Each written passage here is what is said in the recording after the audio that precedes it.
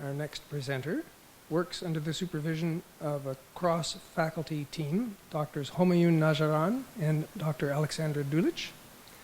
His name is David Kadish, and he'll be speaking to us today about the importance of context in artificial intelligence. David.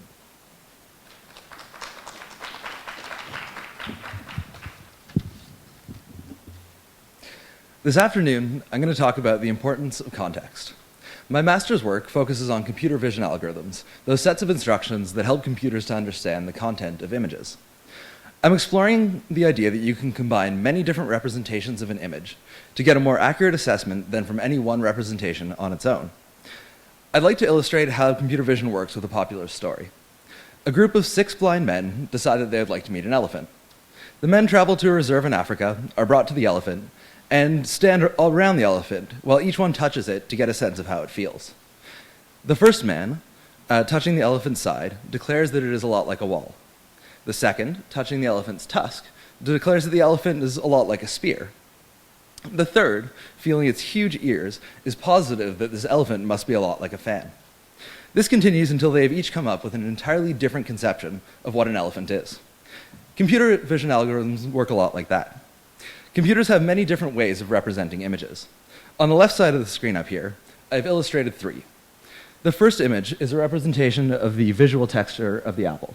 The second one is a representation of the apple's hue or color. And the third is a representation of the shape of the apple. You can see those right there. Each of these is a valid but only partial understanding of the subject. Having enjoyed their African elephant adventure, the men take a trip to Asia to visit some more elephants. The first man feels the wall and presumes that he must be touching an elephant. The second feels something that's like a spear, presumes the same thing. They run into trouble, however, with the third man. See, the difference between African and Asian elephants is that Asian elephants tend to have very small ears. The third man touches the Asian elephant's relatively small ears and concludes, based on his past experience, that it couldn't possibly also be an elephant. How can we reconcile these two opinions? 2 of our esteemed elephant identifiers have concluded that this is in fact an elephant, and the other is positive that it isn't. A similar problem arises in computer vision, when our image is distorted. The image on the right over here has a slight motion blur to it, as though someone took a picture with a shaky cell phone camera. The outline of the shape and the hue survive relatively intact, but the visual texture is almost entirely erased. The 2 representations would recognize the apple pretty easily, but the third one would be entirely confused. To solve their problem, the blind men can incorporate some contextual knowledge about where in the world they are and the differences between different types of elephants.